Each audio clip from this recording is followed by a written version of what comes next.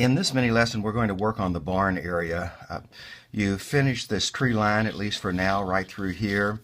And we've taken the tape off of the painting, and we have a nice clean edge for the snow and the silo. And the first thing we're going to do is work on this gray area of the barn where the barn wood is located. I want to show you how to put in that wash or that area of color, being careful to leave a snow line on the edge of the roof over here, and then to put the barn wood in using a toothpick. So I'm going to just lightly wet this area. It's not so much that I'm doing a wet into wet technique, but I want to make sure I keep my edges clean. So I'm going ahead and wetting this down. This is also going to help when we get ready to put the barn wood in using a toothpick. I'm just being very careful to cut in my edges. Now I'm going to continue on with using the color of the blue and the gray area. Blue and the brown, excuse me, to make my gray, because that's what we've been doing. You know now how we've been doing that already. If I put a little bit of blue out and then I wash my brush, get some brown, and I mix that, it's kind of like to taste, but you'll end up with a gray. Let's go ahead and wash this gray area in here. I'm also trying to be careful with my edges. That's one of the reasons I like to wet the paper and get a water edge with it as well, so that as the paint runs in the area that I'm painting, that it'll stay within the boundaries that I have pre-established. I want to be very careful on this part here, because I want a little part of that roof to still be white, as if there's snow that has built up on it. Alright, and notice I'm painting over where my door is. I'm not worried about that at all. And a nice gray area here. I'm going to warm that gray up just a little bit, maybe with some brown. Go back in. I can easily cut in my edges. Yeah, that's looking about the way I want it. Now here's the interesting thing about using this toothpick. While this area is wet, I can take a toothpick or a dried up ballpoint pen. By the way, I've got both of these. I want you to see that. But I can take this toothpick, and where the door was, I can just outline the door area with my toothpick. What's happening here, and then I'm going to make this a double door right like that, is that I am creating little miniature grooves in the paper, and the pigment is running into those grooves. And so I begin to get this barnwood. Now I'm going to go ahead and split this down the middle, trying to do it roughly evenly, although not all barnwood has an even width to it. It's starting to dry out over here, so I'm trying to be careful and get that in there as quickly as I can. And I think you can see that. Now look, over here it got too dry, and instead of there being a black line, there's actually a white line. That's another thing I want to show you, is that if you let paper dry pretty close to the dry mark, the gloss is off, there's just a fine sheen, you can actually push paint out of an area and create a white line. To do that black line there, now I'm just going to wet my toothpick and put it right back into the solution I've created, and I'm going to let the toothpick itself be like a fine pencil, and I'll go ahead and put those lines in. And that's another way you can do it, but I like to push put these little lines in there, letting the pigment rush in. And so now our barn has this area of washed, and it's been worked over again with a toothpick, creating these lines. I'm going to go ahead and do what I just said. I'm going to wet my toothpick again. I'm going to dip it into the solution I've already created, just out of the view of the painting here, and I'm going to do a faint line right along here, because we're going to have a shadow area anyway, and that's going to help to set that roof line really well. You can see what's happening there. I can also do the same thing over on this side. A little bit more blue than I wanted in there, but that's all right.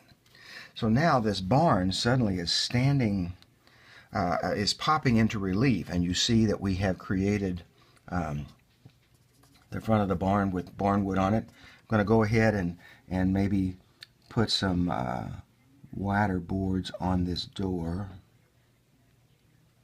And I'm going to make the door a little bit darker. Again, I'm just going back with the toothpick and wetting in my solution.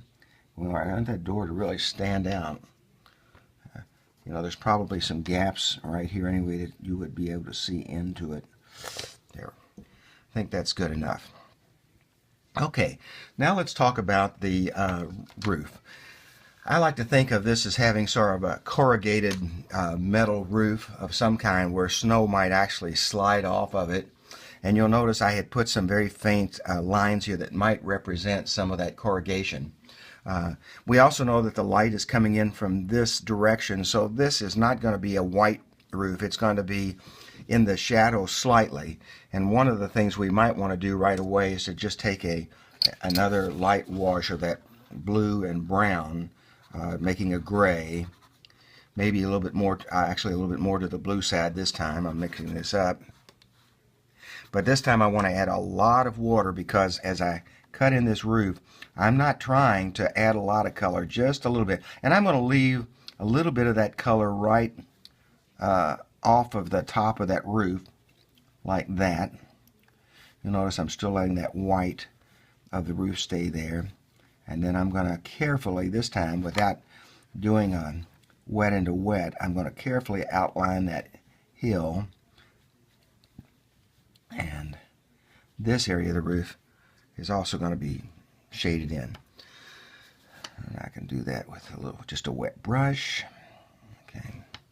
Have more pigment than I want, so I'm drying my brush on my cloth, and now I'm using the brush to wick out the pigment that was too dark. And you see I'm beginning to get a sort of a pale blue. I'm going to soften that line with just a wet brush. And what I want to do now is come back in.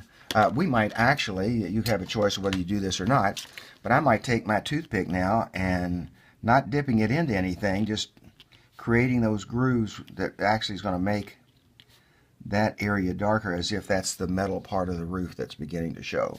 I could even come down here along this area right here.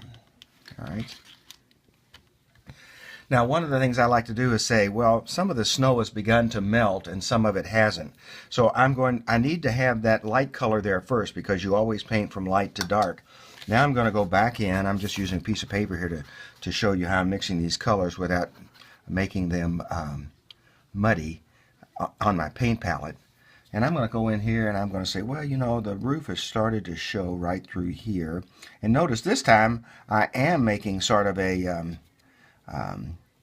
dry brush mark, because I'm trying to show this snow sort of in uneven ways coming across this roof line. Now that's a little darker than I want, but I'll lift it out in a minute. Let's say it's here and right like so. I can take my brush now, clean it, but keep it wet, and I can spread this around. And now watch this. I'm going to take my brush, dry it on a cloth, and I'm going to go back in here and I'm going to take out some of that darker color, and it just kind of soaks up into my brush. And now you're beginning to see, come up here a little bit tighter maybe. You're beginning to see the illusion of a snow that is melting off this roof and sliding down. Something like that. Now I can do the same thing on this one. This part of the roof is kind of sloped out a little bit. You know, it has one of those barns that has a side to it that's not as tall, and the roof line is has a shallower look. Now, if this is too dark for you, if you don't like this part of the roof line, then just soften it up with water. And what I do is I wet my brush, do the softening areas that I want, then I dry my brush on a cloth or a towel or a Kleenex or whatever, and now that damp but not wet brush will pick back up some of that color. All right, so the roof line is beginning to be in there. I'm gonna do that a little bit more. Let's assume that this snow is in different levels of thickness through here. Wanted that a little bit softer. Wetting the brush, drying it on a towel, and then taking out some of that color. You can see I'm already softening up that barn roof as if there's a thin coat of snow on there. This is a little bit too hard up here, so I'm going to soften it again with a wet brush. Just kind of go over it. Again, this is kind of like to taste, you know, if you work on it till it feels right to you. Okay, I think that's good enough. The last thing we're going to do in this lesson is we're going to talk about this silo, and you'll notice I have two bands on the silo. Again, we can put in a light wash. Notice I did not paint across this roof line here, so it's dry. So if I come in here with water and I gently go across there, I can preserve that line, and just with almost like a dirty water brush, I'm beginning to darken this silo in just ever so slightly, and then I'm going to put some wet into wet pigment in that. And since the light is coming this way, I want this side of the silo to be darker, but it's a white silo, so I don't want a lot. I'm going to mix up my paint, get it fairly dilute, and then let's just put a line down here like this. I'm just touching it, and I'm trying to make sure that I preserve that roof line. I can now take this brush, clean it, wipe it with a Kleenex or a cloth, and I can take out some of this water right here. And I'm trying to create that round look, and roundness can be created by having certainly one side of what looks at first like a rectangle as a lighter area and the other side darker. But I will tell you that even when you do that, that last, I'm taking out some of this water now just so that it is lighter on that side.